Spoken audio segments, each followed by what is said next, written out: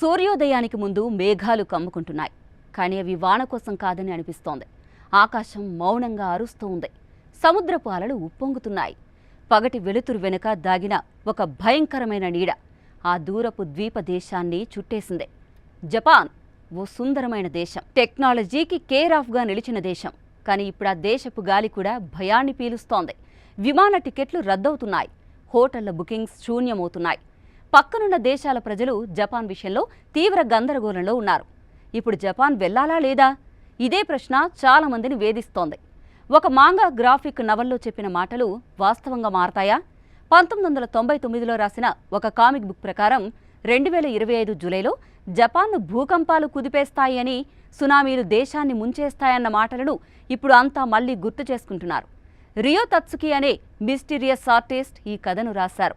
ఆమె ఇదివరకు కొన్ని విపత్తులను ముందే ఊహించిందని ప్రజల నమ్మకం.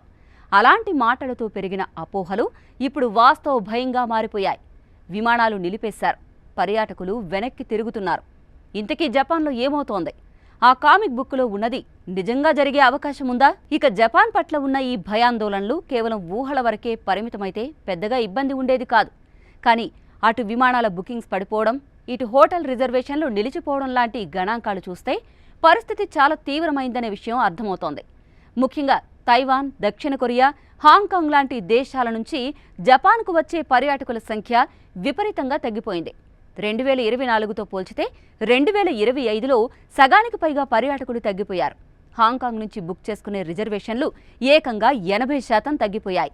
ఈ డేటా చూసిన వారంతా ఒకే ప్రశ్నతో ఉలిక్కిపడుతున్నారు.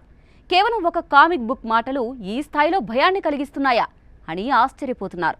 కానీ ప్రజలు ఎంత సాంకేతికంగా అభివృద్ధి చెందినా కూడా కొన్ని మానసిక భయాలు హద్దులు దాటి ఇలా ప్రభావం చూపిస్తాయనే విషయాన్ని ఇది మళ్లీ రుజువు చేస్తోంది. ఈ భయానికి మూలమైన రచయిత్రి రియో తత్సుకి. ఆమె ఒక మిస్టీరియస్ మాంగా ఆర్టిస్ట్. 1999లో ఆమె రాసిన ది ఫ్యూచర్ ఐ సా అనే మాంగా నవల్లో తాను కలల్లో చూసిన భవిష్యత్తు దృశ్యాలను చిత్రీకరించింది. ఆ గ్రాఫిక్ నవల్లో ఆమె 2025 జూలైలో జపాన్ను మహాభూకంపం కుదిపి ఆ తర్వాత భారీ సునామీ దేశాన్ని ముంచుతుందని రాసింది. అప్పట్లో అందరికీ అది కేవలం కలగానే అనిపించినా 2011లో జరిగిన గ్రేట్ ఈస్ట్ జపాన్ భూకంపాన్ని ఆమె ముందే ఊహించింది అన్న నమ్మకం కొందరిలో ఏర్పడింది. ఆమె గతంలో చెప్పిన మరికొన్ని చిన్న చిన్న విపత్తులు కూడా యథాతథంగా జరిగాయి అని ప్రచారంలో ఉంది. దీంతో ఆమె పుస్తకాలను కొంతమంది సీరియస్గా తీసుకోవడం మొదలుపెట్టారు. ఈ భయానికి మరింత బలం చేకూర్చిన విషయం మరొకటి ఉంది. ఆమె ఇటీవల ఇచ్చిన ఒక ప్రకటనలో జూలైలో ఏం జరుగుతుందో నేను చెప్పలేను, కానీ నేను వ్యక్తిగతంగా కూడా జాగ్రత్తలు తీసుకుంటున్నాను అని రాసుకొచ్చారు. ఈ ఒక్క పదాలే అపోహలను భయాల్లోకి మార్చేశాయి. ఒక కళాకారుని ఊహల్ని, కలల్ని ప్రజలు నిజం కాబోతున్నాయని నమ్మడం వింతగా అనిపించినా ప్రస్తుతం టూరిజం రంగంలో అది ఖచ్చితంగా ప్రభావాన్ని చూపుతోంది. ఇక ఈ పరిస్థితిని చక్కదిద్దేందుకు జపాన్ ప్రభుత్వం తన వైపు నుంచి తగిన చర్యలు తీసుకుంటోంది. పర్యాటక శాఖ నుంచి వరుసగా ప్రకటనలు వెలువడుతున్నాయి. కామిక్ బుక్స్ ఆధారంగా భవిష్యవాణిలు చేయడం శాస్త్రీయంగా అసాధ్యమనే సందేశాన్ని ప్రభుత్వ అధికారులు, భూకంప శాస్త్రవేత్తలు స్పష్టంగా చెబుతున్నారు. ఇప్పటివరకు జపాన్లో భూకంప సూచనలు ఏమాత్రం లేవని, అత్యవసర పరిస్థితులు తలెత్తేలా ఎలాంటి హెచ్చరికలు లేవని క్లారిటీ ఇస్తున్నారు.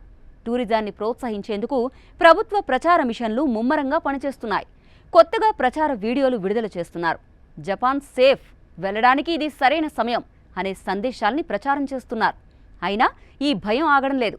Social media, YouTube channels, TikTok వీడియోల ద్వారా ఈ భూకంపం కథ మరింతగా వ్యాపిస్తోంది. నిజానికి ఆర్థిక పరంగా జపాన్ టూరిజం రికార్డు స్థాయిలో పెరుగుతున్న వేళ వచ్చిన ఈ ఊహాగానాల తుఫాన్ ఒక్కసారిగా మార్కెట్ను దెబ్బతీసింది. ఇక ఈ మొత్తం ఎపిసోడ్లో మరో నిజం కూడా బయటపడింది. ఏంటంటే ఎంతగా టెక్నాలజీ పెరిగినా మనిషి మనసు మాత్రం ఇంకా కలల్ని, భయాల్ని, మాయల్ని నిజంగా నమ్మే స్థితిలోనే ఉందని అర్థమవుతోంది. ఇక రియో తత్సుకి ఊహలు ఎంతవరకు నిజమవుతాయో చూడాలి. కానీ ఆ ఊహలకే ప్రపంచం వరికిపోతుండడం మాత్రం విడ్డూరంగానే అనిపిస్తోంది.